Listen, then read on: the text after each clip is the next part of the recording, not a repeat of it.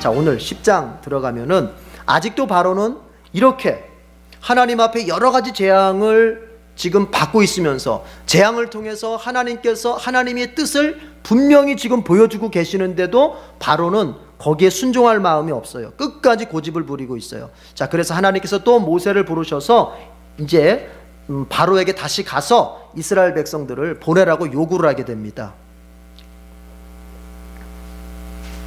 하나님께서 이스라엘을 이제 보내서 하나님께 예배를 드릴 수 있도록 하라고 하는데, 만약에 그것을 어길 시에는 하나님이 뭐를 통해서 재앙을 내리시겠냐면은 메뚜기 떼를 통해서 재앙을 내리시겠다, 이렇게 모세를 통해서 말씀을 하세요.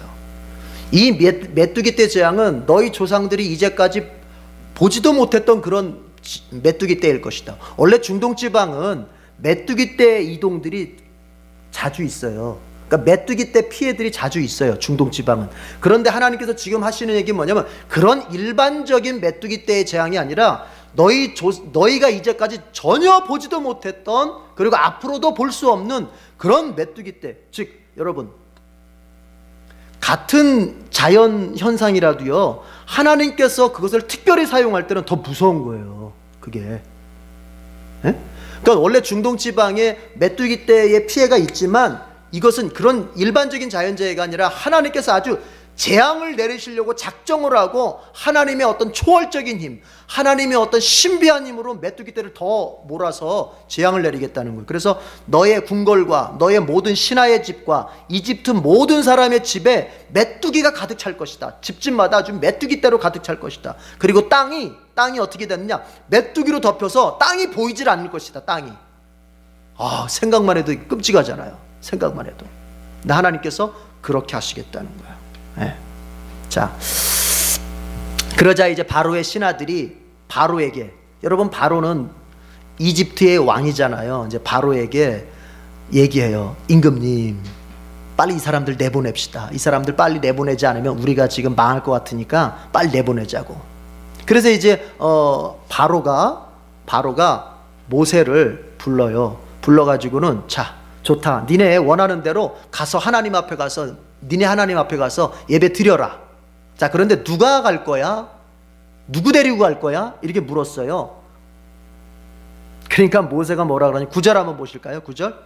여러분 9절 한번 보세요. 9절이 있습니다. 모세의 대답입니다. 누구 데려갈 거냐고 했더니 모세의 대답이에요. 시작. 모세가 대답하였다. 우리 모두가 주님의 절기를 지켜야 하므로 어린아이와 노인들을 비롯하여 우리의 아들과 딸을 다 데리고 가야 하며 우리의 양과 소도 몰고 가야 합니다. 뭐라 그래요? 한마디로 다 나가야 된다는 얘기예요. 동물까지 다 나가야 된다는 얘기예요. 애들은 말할 것도 없고, 동물까지 다 데리고. 그러니까 바로가 모세를 향해서 호통을 쳤다 그래요. 어디 한번 네 뜻대로 되는지 한번 두고 봐라. 어림도 없다고 하면서 아주 모세를 갖다가 호통을 치면서 쫓아버렸어요. 그러니까 그때 이제 주님께서 모세에게 말씀하시는 거예요. 너의 팔을 이집트 땅으로 내밀라는 거예요. 이렇게 이집트 그 땅을, 아마 궁궐 쪽이겠죠. 그쪽 손을 딱 내미니까는 하나님께서 밤새도록 동풍이 불게 하십니다. 동풍이, 동쪽에서 불어오는 바람, 동풍을 불게 하시는 거예요. 그게 뭐냐면은 메뚜기 떼를 바람으로 다 날려서 이집트로 다 날려버리는 거예요. 하나님이 가끔 바람을 이용하세요. 바람을. 여러분 홍해를 가를, 이제 우리 이제 14장 가서 보지만은 홍해를 가를 때 여러분 하나님이 뭘 통해서 홍해를 가르세요? 홍해가 그냥 쫙 갈라진 게 아니에요. 하나님이 밤새도록 바람 불게 해가, 동풍 불게 해가지고 홍해를 바람으로 쫙 나누거든요. 그러니까 이번에는 메뚜기, 전 세계에 있는 이집트 가까이에 이제 흩어져 있는 메뚜기들을 하나님께서 동풍을 불게 하시고 준다. 메뚜기를 어디로 다 집합시킨다? 이집트로 다 집합시키는 거예요. 그러니까 얼마나 많겠습니까? 자, 그러자 표시 안 했죠? 14절 15절 지도 표시하고, 표시를 먼저 합시다. 14절 15절 지도 표시하고요, 노란색 형광펜으로 칠하시고요. 14절 15절 방금 한 얘기입니다. 같이 읽어봅시다. 14절 15절 출애굽기 10장 14절 15절 시작. 메뚜기 떼가 이집트 온 땅 위로 몰려와서 곳곳마다 내려앉았다. 그렇게 많은 메뚜기 떼는 전에도 본 적이 없고 앞으로도 결코 볼 수 없을 만한 것이었다. 그것들이 땅의 표면을 다 덮어서 땅이 새까맣게 되었다. 그것들이 우박의 피해를 입지 않고 남아있는 나무의 열매와 땅의 푸성기를 모두 먹어치워서 이집트 온 땅에 있는 들의 나무와 푸른 푸성기는 하나도 남지 않았다. 메뚜기 떼가 그렇게 와가지고는 무슨 피해를 일으키냐면요, 여러분, 우박이 내렸을 때에 아직 그 싹이 트지 않고 이렇게 열매를 맺지 않은 식물들이 있었을 거 아닙니까? 그래서 우박 재앙은 피해갈 수 있었던 농작물들이 무엇을 통해서? 메뚜기 떼를 통해서 다 없어져 버리는 거예요. 그러니까 하나님이 하시는 일은요, 인간이 하나님이 작정하고 하시겠다고 하면 인간이 피해갈 수가 없는 거예요.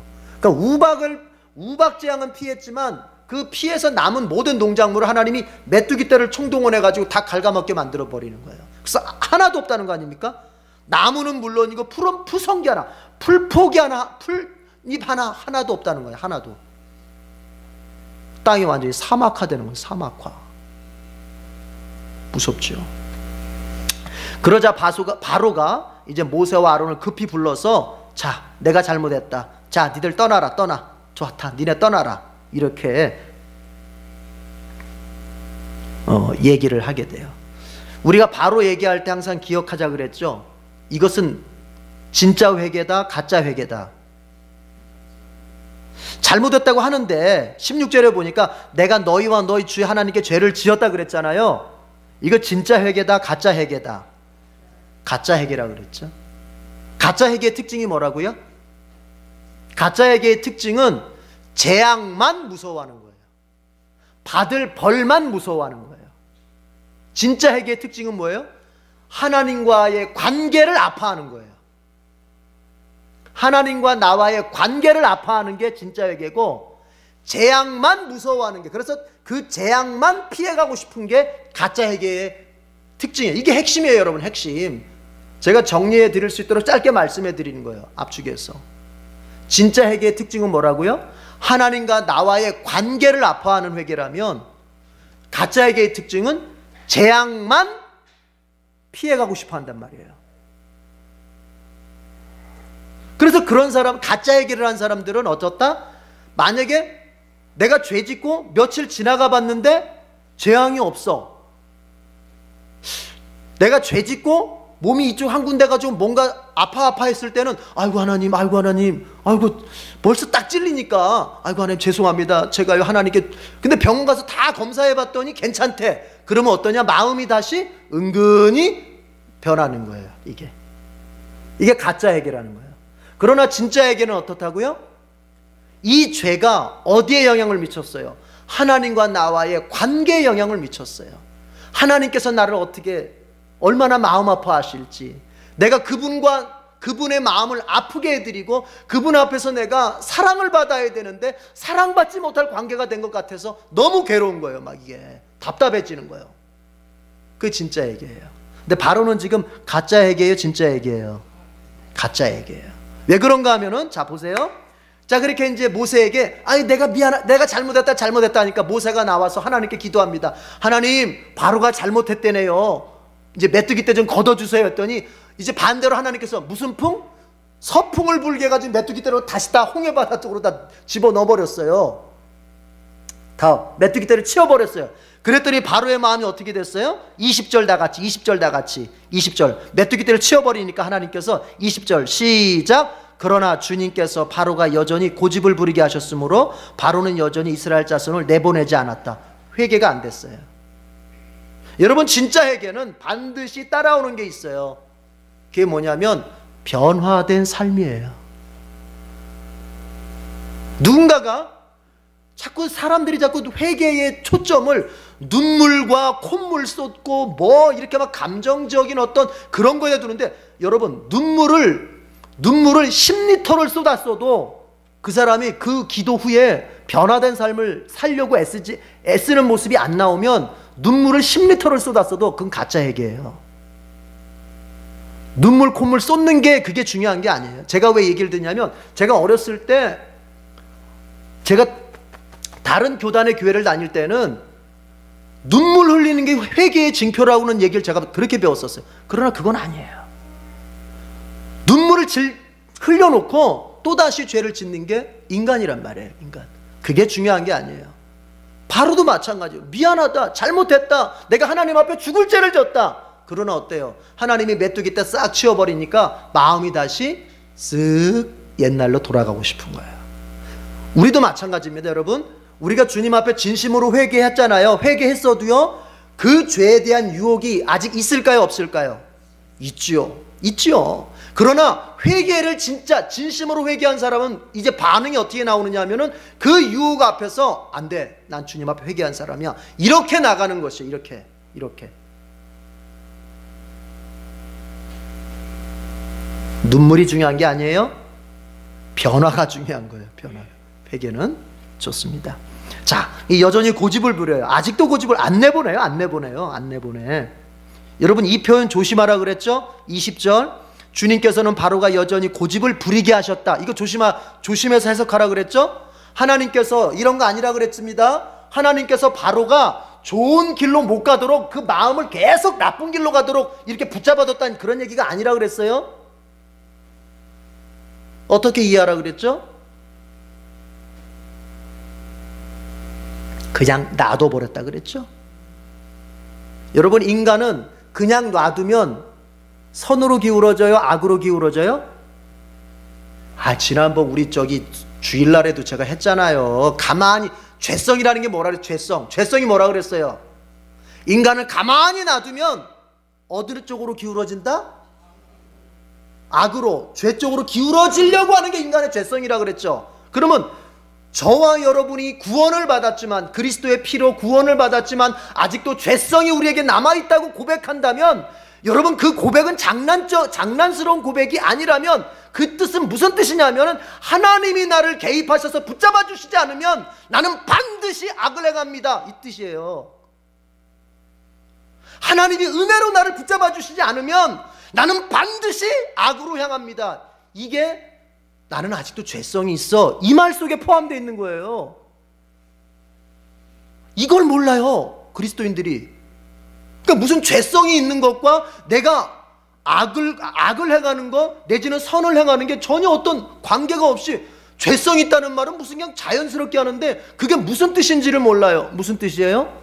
하나님이 성령의 은혜로 나를 딱 붙잡고 선한 쪽으로 갈 수 있도록 이끌지 않으면 우리는 반드시 어느 쪽으로 기울어지게 된다? 악으로 기울게 되는 거예요. 악으로.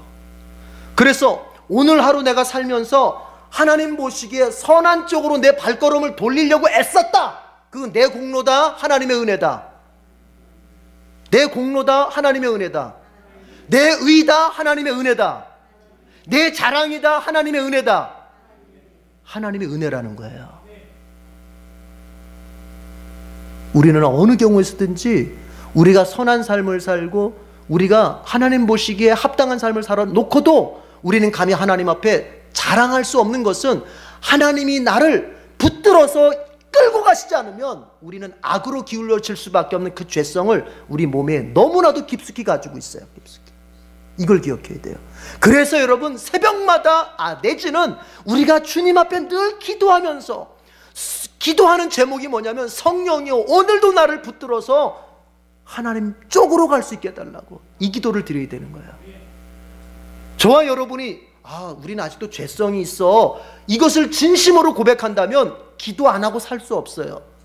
이렇게 말씀드릴 수 있어요. 기도 안 하고 하루를 산다. 그 사람은 말로는 내가 아직도 죄성이 있어요, 말로는 이렇게 인정하지만 실제적으로는 인정을 안 하고 있는 거예요. 그 마음속에는 어떤 것이 있냐면, 나는 하나님이 은혜로 나를 붙잡아 주시지 않아도 나는 선한 쪽으로 갈 수 있어 하고 자기가 지금 능력 있는 줄로 착각하고 있는 거예요. 그럴 수 없어요.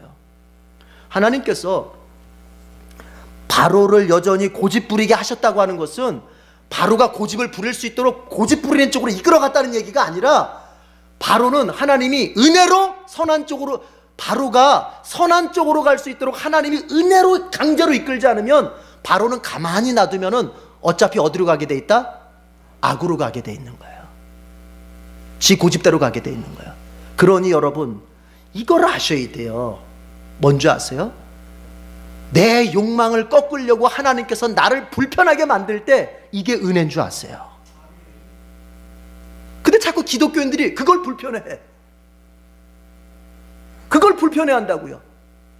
그래서 내 욕망을 부추기고 오히려 하나님과 관계없는 욕망대로 사는 것을 잘한다, 에이 괜찮다고, 에이 복음이라고, 은혜가 다 그런 거라고 하면서 오히려 인간적인 욕망대로 살아가도록 부추기는 교회를 좋은 교회라고 하고, 그것에 대해서 꺾도록 가르쳐주는 교회를 이것은 나쁜 교회다, 너무 사사건건 간섭하는 교회다, 사생활까지 지배하려고 하는 교회다. 여러분, 그렇지가 않아요.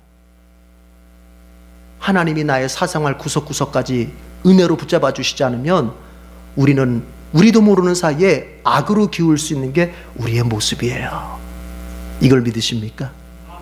이걸 인정하십니까? 그럼 늘 기도하실 때 성령이여 단 한순간도 나를 놓지 말라고 그렇게 기도해야 돼. 그리고 잊지 말 것은, 더 중요한 것은 뭐냐, 내가 어떤 시간에 어떤 것을 선택할 때 정말 깨어있는 영혼은 그 시간 너무나도 평범하고 너무나도 정말 자연스러운 상황 속에서도 내가 지금 이게 성령의 인도하심으로 가는 건가, 아니면 내가 지금 내 죄성에 너무나도 자연스럽게 흘러가고 있는 건가를 물어야 되는 거예요.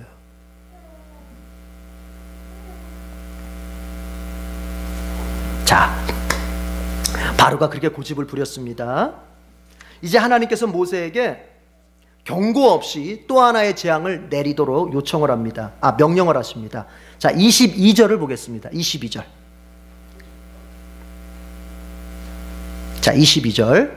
자, 표시하고, 22절을 표시하고, 지도 표시하고요. 노란색 칠하시고요. 다 같이 읽어보겠습니다. 22절 시작. 모세가 하늘에다 그의 팔을 내미니 이집트 온 땅에 사흘 동안 짙은 어둠이 내렸다. 자, 이거 일단 표시해 놓고요. 제가 앞에서 설명을 하나 빠뜨린 게 있어요. 지금 고집 얘기하다가, 회개 얘기하다가, 죄성 얘기하다가, 여러분, 하나님께서 모세에게 이렇게 말씀하세요. 내가 계속 이런 상황을, 이렇게 바로가 고집을 부리면 재앙을 내리고 이런 것들을 계속 상황을 하나님이 이끌어 가시는 이유가 있다고 말씀하세요. 그 이유는 뭐냐? 딱 압축해서 얘기하자면 뭐냐면은, 핵심만 얘기하자면은 하나님을 알려주시고자 함이라는 거예요. 뭐라고요? 하나님을 알려주시겠다는 거예요. 바로에게 알려주고, 또 뭐냐면은 바로뿐만 아니라 그리고 너의 자손들이 내가 누구인지를 알게 하겠다는 거예요. 그래서 이런 상황들을 계속 이끌어 간다는 거예요. 여러분, 이걸 생각해야 돼요. 우리는 우리에게 주어진 어떤 상황 속에서 하나님이 어떤 분인지를 알려고 해야 돼요. 자, 하나님께서 성령의 역사를 통해서, 때로는 성령께서 역사하심으로써 내 어떤 마음속에 깨달음으로 하나님이 어떤 분이신지를 가르쳐 주실 수 있죠. 또 성경 말씀을 통해서, 성경 말씀을 읽다가, 성경 말씀을 큐티하다가, 성경 말씀을 통해서 하나님이 어떤 분인지를 배워요. 지금처럼 배우면서 하나님이 어떤 분인지를 알 수 있어요. 그것뿐만 아니에요. 내가 삶을 살아가면서, 생활해가면서 생활 속에서 나에게 닥쳐진 어떤 상황이 있어요. 그 상황 속에서 하나님께서 자기 자신을 알려주실 때가 있어요. 그러니까 우리는, 여러분, 바울이 뭐라 그랬습니까? 바울이 로마서에서 이런 얘기했어요. 하나님께서 하늘에서 비를 내리는 그것조차도 뭐냐? 믿지 않는 자들에게 하나님이 살아계시다고 하는 것을 증거해 주기 위해서 비를 내린다고까지 얘기했어요. 그게 일종의 자연계시, 자연신학이에요. 그러니까 하늘에서 비가 내려. 이게 왜 내려? 하나님이 하신다는 거예요. 그러기 위해서 비를 내린다는 건데, 여러분, 우리가 이런 말씀 속에서 교훈을 얻어야 될 게 뭐냐? 자, 우리가 삶을 살면서 어떤 상황을 만나요. 어떤 문제를 경험해요. 그때마다 우리는 그 상황을 해결하려고 들고 그 문제를 해결하는 데만 급급해하지 말고, 그 상황 속에서 하나님이 어떤 분이신지, 그 문제 속에서, 그 문제를 통해서 하나님이 나에게 하나님 자신을 어떤 분으로 나에게 알려주시길 원하시는지 그걸 알려고 애써야 되는 거예요. 지금 말씀하시잖아요. 하나님께서 이런 상황 속에서 자기 자신을 계시해 주신다는 거예요. 알려준다는 거예요. 근데 우린 자꾸 어떤 문제가 생기면은 이 문제 어떻게 하면 해결할까? 해결하다가만 초점을 둬요. 그래서 문제가 해결돼 버리면은 그냥 그거로 손 털고 끝이에요. 그 자꾸 하나님이 이루실 수가 없는 것이 뭐냐? 하나님이 목표한 것을 이루실 수 없는 게 뭐냐? 그 문제를 통해서 하나님은 뭔가 하나님에 대해서 가르쳐주고 싶었는데 그거는 항상 깨닫지 못하고 문제만 해결되도록 기도하고 문제만 해결되면 그거로 끝나버리니까 하나님이 누구인지를 계속 몰라요. 그 사람은. 예를 들어 봅시다. 하나님께서 만약에 어떤 우리에게 물질의 문제를 통해 물질의 문제를 주셨다. 여러분, 그때 하나님께서 그 물질의 문제 속에서 우리에게 하나님이 어떤 분인지를 가르쳐 주시기를 원하신단 말이에요. 가장 대표적으로 뭐냐? 물질의 문제가 생겼을 때 여러분, 그 물질의 문제 해결하겠다고 막 인간적으로만 막 여기저기 돌아다니면서 애쓰지 말고 먼저 하나님 앞에 무릎을 탁 꿇고 하나님께 구하는 것부터. 하나님은 우리가 어려움을 만났을 때 먼저 하나님 도와주세요 하면서 하나님께 딱 무릎 꿇고 하나님께 매달리는 그것을 기뻐하시는 하나님이시란 말이에요. 여러분이 지금 어떤 상황을 만났습니까? 여러분이 문제라고 생각하는 그 상황 속에서 가만히 이제 한번 해결에만 초점을 맞추지 말고 이 상황 속에서 하나님께서 나에게 뭘 말씀하실까? 이 상황 속에서 나에게 하나님이 어떤 면을 알려주려고 하시는 것일까? 여러분, 이것도 생각해 봐야 돼요. 그러면 문제도 해결되면서 동시에 뭐냐? 따라합시다. 하나님에 대한 지식도 성장한다. 이게 가치가. 그러면서 육도 잘 되면서도 영도 잘 되는 거예요. 영혼도 잘 되는 것처럼 범사도 잘 되져 가는 게 바로 그런 거예요. 이게 같이 가야 돼요. 같이. 이제부터 어떤 상황을 만나든지 하나님께서 그 상황을 통해서 나에게 하나님이 어떤 분인지를 가르쳐 주신다고 하는 것을 꼭 기억하고 그렇게 하나님을 알려고 애쓰는 우리 복된 성도들이 되기를 바랍니다. 자, 아까 이제 하나님께서 모세에게 이제 너의 팔을 하늘을 향해서 내밀어라 그러셨단 말이에요. 그러니까 하나님께서 이제 어떤 재앙을 내리시냐면은 이집트 땅에다가 어둠, 옛날 개역개정은 흑암이라고 그러지. 흑암, 어둠의 재앙을 내리시는 거예요. 사흘 동안. 여러분, 옆에 사람 얼굴 한번 보세요. 앞뒤 사람도 좋아요. 얼굴 보이죠? 얼굴 보이시죠? 바로 그 정도 거리에 있는 사람의 얼굴조차도 보이지 않는 어둠으로 하나님께서 이집트를 재앙을 내리신 거예요. 그래서 전혀 옴짝달싹을 할 수가 없었어요. 보이는 게 없기 때문에. 예. 그것이 며칠 동안? 사흘 동안. 그래서 이집트는 아주 큰 혼돈 속에 빠져버렸습니다. 여러분, 우리가요 지하철 어떤 사고라든지 그 다음에 일반 화재도 마찬가지. 일반 화재도 저녁에 나면 무서운 게 뭔지 아세요, 여러분? 우리가 생각할 때는 불 나면 이렇게 딱 통로 보이니까 싹싹 피하면 될 것 같죠? 문제는 뭐예요? 다 정전돼 버려요. 정전.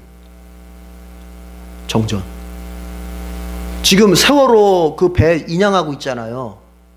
여러분, 그 어려운 것 중에 하나가 뭐예요? 어두워요. 수심 40m 속에 들어가 있는데 얼마나 어두워. 이게 여기서 일하는 거하고 틀리단 말이에요. 그러니까 잠수사들이 들어가서 뭘 확인한다 그러는데 확인하는 데만 지금 몇 시간 걸려요. 이제 1m 들었다면서요. 1m 인양했대요. 근데 이게 제대로 1m 인양한 건지 안 한 건지는 사람의 눈으로 직접 확인을 해야 된대요. 근데 그거 확인하는 데만 지금 몇 시간씩 걸리고 있어요. 왜요? 어두워요. 어둡다고 하는 것은 단순히 어둡다는 것만의 문제가 아니에요. 어두워짐으로써 다른 파생되는 문제들이 너무나 많아요. 예. 사람은 어두워지면 방향 감각도 잃고 어두워지면요 아무것도 할 수 없어요. 이게 무서운 거예요. 그래서 이게 지하철 같은 데서 어떤 사고가 팍 났을 때 무서워지는 거는 완전히 깜깜해져 버리는 거예요. 그러면 사람은 어디로 입구를 찾아야 할지 모르게 되는 거예요. 이게 무서운 거예요. 이게. 그런데 이집트 땅이 그 어둠으로 가득 차버린 거예요. 전국이. 그런데 이것은 이집트 신에 대한 징계이기도 해요. 이집트 사람들은 태양신을 최고의 신으로 섬겼어요. 태양신을. 그러니까 저 하늘에 있는 태양이 늘 우리 이집트 땅을 비춰주고 보호해주는 신이라고 생각했어요. 그런데 하나님께서 그 태양을 가려버리고 어두움을 확 임하게 해버리니까 그 태양신은 소위 이집트 사람들이 신이라고 봤던 그 태양이 힘을 써요, 못 써요? 하나도 못 써요. 힘을 하나도 못 써요. 이로써 뭐냐? 하나님이 가르쳐 주는 거예요. 하나님에 대해서 가르쳐 주시는 거예요. 너희들이 신이라고 믿는 모든 것들은 나의 피조물에 불과하다. 내가 다스릴 수 있는 것이다. 여러분, 하나님만이 참 신이십니다. 이 세상에서 영향력이 있어 보이는 그 모든 것들, 지금 보세요. 현실적으로 돈이 정말로 세상의 모든 것들을 쥐락펴락할 수 있을 것 같고, 소위 어떤 누군가의 권력이라고 하는 것이 세상의 가장 큰 힘인 것처럼 보여지는 현실 속에 우리가 살고 있어요. 근데 하나님께서 그것들을 향해서 이 어두움을 통해, 어두움 재앙을 통해서 말씀하시는 건 뭐냐? 그렇게 뭔가 힘이 있어 보이고 영향력이 있어 보이고 그들에게 뭔가 영향력을 주는 것 같은 그런 모든 것들이 하나님께서 가려버리시면 아무것도 아니라는 거예요. 그게 고로 인간이 참신을 섬겨야 되는데 그 신은 오직 우리 여호와 하나님밖에 없다고 하는 거, 이것을 말씀하시는 거예요. 여러분, 무엇을 의지하십니까? 그 사람의 참된 신은 그 사람이 지금 의지하고 있는 것입니다. 그 사람이 지금 현실 속에서 의지하고 있는 그것이 그 사람에게는 진짜 하나님이에요. 그걸 폴 틸리가 말한 거예요. 여러분, 우리는 말로는 하나님이 나의 진짜 신이십니다, 그리스도께서 나의 구주이시며 나의 주님이십니다 라고 말하는데, 현실에 나아가서는, 직장에 가서는 날 뭘 의지할 것이며, 내 가정을 세워가는 데는 나는 뭘 의지하고 있습니까? 내 개인의 삶을 살아가는 데는 나는 은근히 무엇을 의지하고 있습니까? 여러분, 그때 내가 예수님을 의지하고 있다면 진짜 그 예수님이 나의 참신이 맞습니다. 그러나 내가 다른 걸 의지해서 삶을 살고 있다면 그 의지하는 그것이 우리의 신이에요. 하나님 말씀하세요. 태양을 의지했던 이집트를 향해서 그것은 가짜다. 그것은 나의 피조물에 불과하다. 너희들이 진짜 경외하고, 즉 두려워하면서 사랑해야 될 대상은 나 하나님밖에 없다고 말씀하세요. 여러분, 하나님만을 사랑하시고 하나님만을 경외할 수 있길 바랍니다. 그런 이스라엘 백성들에게 어떤 복이 있는 줄 아세요? 하나님께서 이집트 땅에는요 어둠이 내리게 하셨는데, 지금 이스라엘 백성들은 어디에 있냐면요, 고센 땅에 있어요. 23절 보니까 사흘 동안 사람들은 서로 볼 수도 없었고 제자리를 뜰 수도 없었다. 그러나 이스라엘 자손이 사는 곳에는 어디에나 뭐가 있었다? 빛이 있었다. 이게 하나님의 능력입니다. 여러분, 하나님의 능력은요, 고센 땅도 이집트 땅이에요. 이집트 땅. 그런데 하나님께서 이집트 전국에 어두움의 재앙을 내리셨는데 고센 땅만큼은 빛이 비치게 하셨어요. 그러니까 이것은 자연적인 재해가 아닌 거예요. 무슨 일식, 월식 그런 게 아닌 거예요. 이것은 하나님이 특별하게 역사하시는 재앙인 거예요. 어떻게 그 부분만 빛이 비칠 수 있죠? 하나님이 하시는, 그렇게 하는 거예요. 여러분, 이 세상이 살기가 힘들다, 이 세상을 살아가는 너무 어렵다, 이렇게 말들을 많이 합니다. 그러나 이걸 하셔야 돼요. 그런 가운데서도 저와 여러분이 하나님 앞에 신실한 믿음으로 살려고 애쓰면 정말 전 세계가 어려운 상황인 것은 분명히 맞지만, 그럼에도 불구하고 하나님 신실하게 믿는 자의 삶을 하나님 보호하시고 살게 하십니다. 전 세계가 어두움에 뒤덮였다 할지라도 하나님의 백성에 대해서 하나님이 보호하시는, 빛을 비추시는 그 은혜를 내리시는 것처럼, 여러분, 우리의 삶이 정말 살기 어려운 현실, 전체적으로는 살기 어려운 현실 가운데 놓여졌어도 하나님 앞에 신실한 믿음으로 나아가면 하나님 그 사람을 그 어두움 중에서도 빛의 삶으로 보호하십니다. 믿으시기 바랍니다. 그렇게 하나님께서 어두움을 내리셔서 재앙을 내렸더니 이제 바로가 부릅니다. 모세를 다시. 좋다. 니네 나가라. 나가도 좋은데 애들까지만 데려가고 양하고 소는 놓고 나가라. 동물은 다 놓고 나가라는 거예요. 그러니까 모세가 거기서 또 지지 않아요. 지지 않아요. 안 된다고. 아무리 왕이시라도 우리 하나님께 제사를 드려야 될 때에 제물을 오히려 보태주셔야 된다고. 우리가 동물들을 다 끌고 나가야 되는데 그 이유가 뭐냐면 제물로 바쳐야 되는데 거기 도착할 때까지, 광야 시내산에 도착할 때까지 어떤 동물을 제물로 삼을지는 모르기 때문에 다 끌고 나가야 된다는 거예요. 참 지혜로워요. 지혜로워요. 어떤 동물을 가서 제물로 삼아야 할지를 모르기 때문에 다 끌고 나가야 된다는 거예요. 가서 골라야 되기 때문에.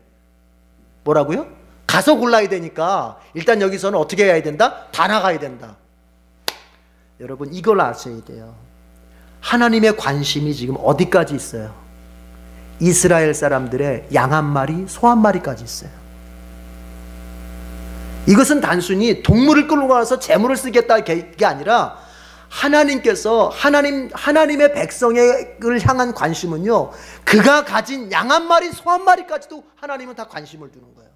어린아이까지는 물론이고 그가 가지고 있는 양 한 마리, 소 한 마리까지도 하나님은 관심 갖고 하나님 보호하시고 하나님은 인도하시는 것입니다. 우리의 삶을 살면서 이 부분은 하나님께서 정말 알아주실까? 나의 이 문제는 하나님께서 알아주실까? 아유, 이게 뭐 별것도 아닌 이거를 하나님께서 아실까? 여러분 아세요. 그리고 하나님은 관심 가지세요. 하나님께서는 거기에 관심을 쏟고 계세요. 지금 보세요. 양 한 마리, 소 한 마리까지도 그냥 놔두고 가질 않아요. 다 데려간다는 거예요. 그게 누구 거라면? 하나님 백성 거, 이스라엘 거라면 다 데리고 나가는 거예요. 우리의 삶의 모든 구석구석에 있는 문제까지, 구석구석에 있는 삶의 분야까지 하나님은 관심을 쏟아주십니다. 그래서 하나님께 아뢰지 못할 기도가 없고 하나님 앞에 구하지 못할 기도가 없는 거예요. 이것은 하나님께 아뢰기 좀 그러니까 내가 하고, 저거는 그래도 하나님의 힘이 필요하니까 하나님이 이게 아니에요. 우리는 우리 인생 모든 분야에 큰 질병에 걸렸던, 감기에 걸렸던, 하나님 저를 고쳐주세요. 내가 병원에 가서 감기약을 다 먹으면서도 하나님 제 감기가 다 낫게 해주세요. 이런 마음이 어린아이 같은 마음이에요. 이런 마음이. 아시겠어요? 직장에 가서 딱 직장 일할 때 하나님 제가 이제 업무를 시작합니다. 지혜롭게 하시고 업무 마칠 때까지 하나님께서 능력으로 함께 해달라고 기도 딱 하고 시작하는 거예요.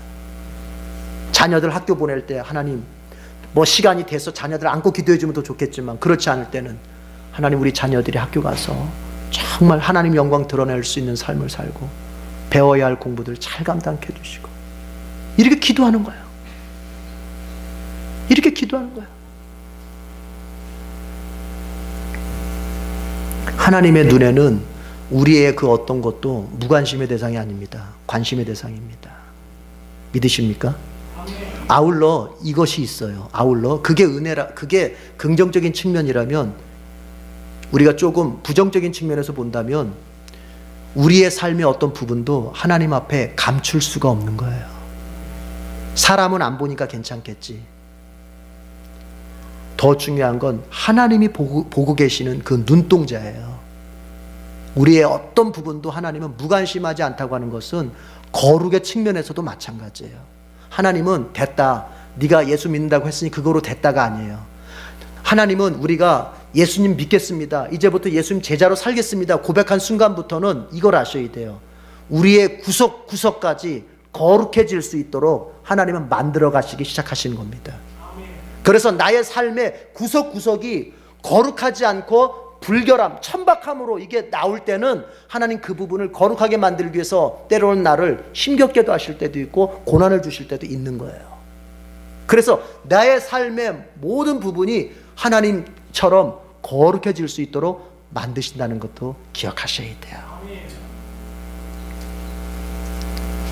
자, 한 가지만 더 말씀드리고 마치죠. 여러분 보세요. 메뚜기를 동원하고 그리고 어둠을 동원하고. 자, 메뚜기는 동물이죠? 그죠? 어둠은 뭐죠? 기상이죠, 기상? 여러분, 하나님은요, 피조물 모든 분야에 하나님의 손길에 영향력을 미칠 수가 있어요. 믿으십니까? 자, 그런데 그런 하나님을 가리켜서 우리가 누구라고 고백해요? 아버지라고 고백해요. 한마디로 말해서 전능하신 아버지예요. 전능하신 그 하나님이 우리의 원수가 된다면요, 우리는 두려워하면서 살아야 되겠지만, 전능하신 하나님께서 우리의 아버지가 되신다니 우리는 우리의 삶을 안심하면서 살 수 있습니다. 여러분 기억하십시다. 혹시 나는 빽이 없어, 나는 힘이 없어, 나는 아는 게 없어, 나는 배운 게 없어. 여러분, 하나님이 저와 여러분의 아버지세요. 그분은 메뚜기도 동원할 수 있고 기상변화를 통해서도 모든 것을 다스릴 수 있는 분이에요. 내 삶의 모든 것을 하나님이 나를 위해서 다스려 주실 수 있는 분이에요. 중요한 것은 그분에 대한 믿음을 가지고 그분께 간절히 매달리는 기도의 삶을 통해서 우리가 사냐 못 사냐가 중요한 문제예요. 우리 그렇게 믿음 가지고 그렇게 살아서 하나님 앞에 복을 많이 누리는 성도들이 되기를 바랍니다.